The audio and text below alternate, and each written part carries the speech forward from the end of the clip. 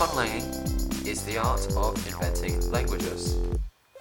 In this series, we're gonna make one.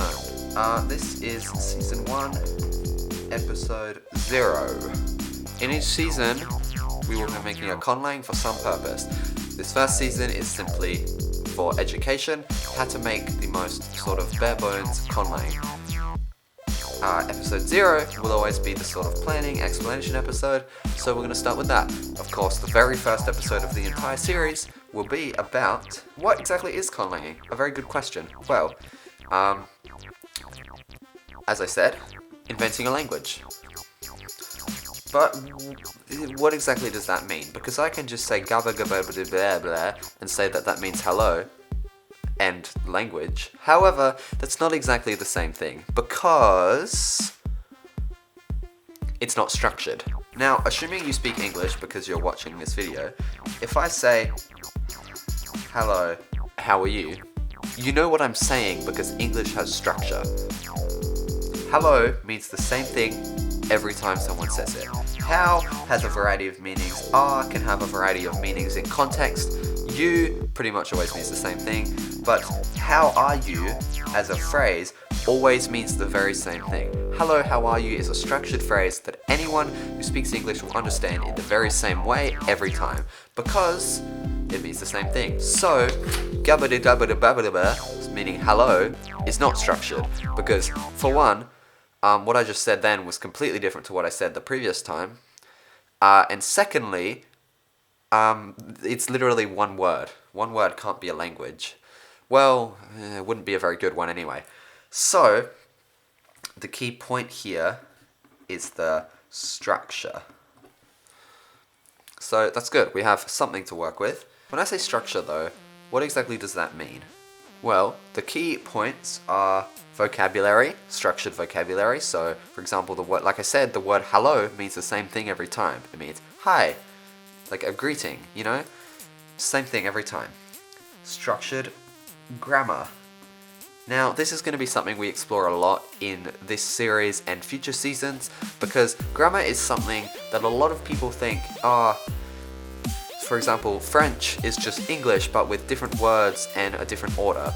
But no, languages have a completely different grammar. It's not just a different order for the same thing. They have entirely new rules that we don't have. The obvious example that people generally are able to understand is the fact that English doesn't have any gender systems for nouns. Another point that kind of comes out of vocabulary is derivations. So basically, how do you get from one word to another word? Say for example, now this is like the stock standard example, but the word inconceivably. So, we start with the word conceive. This is one word. There's no way to break it down further. Now, we add on another part to it. Now, of course, there is a proper linguistic terminology for these parts, but we're not getting into that yet. Conceivable. So now this is an adjective. Conceive was a verb, meaning to think about something. Conceivable is an adjective, meaning that for any noun, if it's conceivable, it's possible to think about it. Next up, we can add in. This means that now you can't think about it, whatever it is. And now, inconceivably changes it to an adverb, meaning that rather than describing whether you can think about a noun, we're now describing the fact that you can't think about a verb. Or you can't think about an adjective. For example, they ran inconceivably fast. They ran faster than you could imagine. So that's what derivation is, taking a simple word, deriving new words from it by adding, changing, or removing parts. So, again, derivation is very structured in English. It can be structured in other ways that we don't have, but regardless, another example of how things are structured. So another thing is the sounds within the language. They are structured in a way that... They are structured in many ways, actually, but I will explain one of the most important ones in episode 1. It's basically about the trends in which sounds will appear in languages. Enough about that, though. Basically, structure is a key part of what makes a language, because most of the time when you're creating a language, your goal is to make it feel like a real language that could have arose naturally. Because of course, say English didn't arise in a day because some random kid sat in their room and was like, I'm bored, let's make a language. English arose over thousands and thousands of years of people talking. It came from various other languages combining and coming together. And those themselves, way back at the start of humanity, came from a need to communicate basic necessities.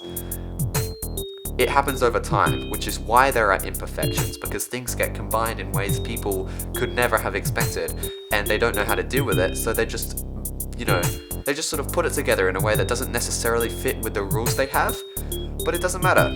There are exceptions to every rule in real languages, but they're not actually just random exceptions, and we will talk about that in a later episode. They still come from the structure, because languages, as we know, evolve over time. And what starts out as a completely structured set of rules will evolve in different ways and become something that doesn't feel so structured anymore. So, structure is pretty much the overarching point that will define every decision we're making here. Regardless of how we choose to set things up, it will always be structured. Even if we evolve it and try to make it feel messy like a natural language does, it will come from an original source of structure. And then it will evolve, split off into different paths, and change. So what specific parts actually go into creating a language? What steps are there? Well, let's take a look at that. So the first most important one is the plan, which is basically what this video will be. Number 2 is the sounds. Now the official linguistics word for this is phonology. Which phone means like sounds, and ology means the study of, so the study of sounds. We'll get into this in the next episode. This will definitely be the first thing. The order I describe the following things may not necessarily be the order that we actually do them in this series, but sounds will definitely be what happens in the first few episodes. So then the next steps, which are kind of somewhat interchangeable, the first thing I would do after this, step 3, is start the vocabulary. Start vocab. So not necessarily create 100,000 words for your language straight away, of course not. You just need a couple so that you can do step 4 and create your grammar. Now you're gonna create words here and there that allow you to develop your grammar fully, so for everything you need. And then, next up, step 5, generate a full vocabulary. The way to do this, the most natural way to do this, is by using the language. If you go through an English dictionary and just word for word make a translation, it will just feel like English but a little bit different. If you actually use the language, say for example, we make up a map of a fictional area and we try and translate the map and say there's like a land form here and there's all this ocean over here. We of course need a word for ocean, but then say there's a river.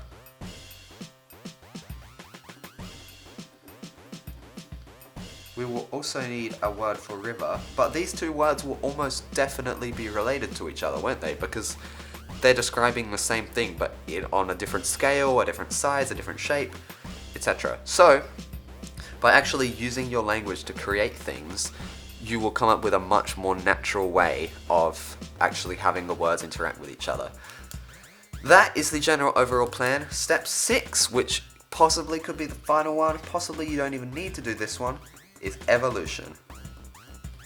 Basically, take your language, evolve it to create more natural quirks and things, to make it feel more like an actual language that people would speak. So this is how those little unexplainable exceptions to the rules happen, because structured things evolve into unstructured things. So that is pretty much it for this episode 0. Basically just taking a look at what is conlanging, and what is the plan for the following episodes. Hopefully you can expect a new video starting the sounds in around a week. I mean, I never know.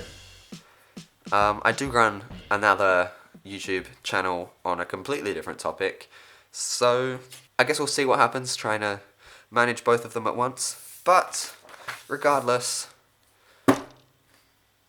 conlanging. Anyway, I will see you in the next one, which when it comes out will appear on your screen right now. Bye.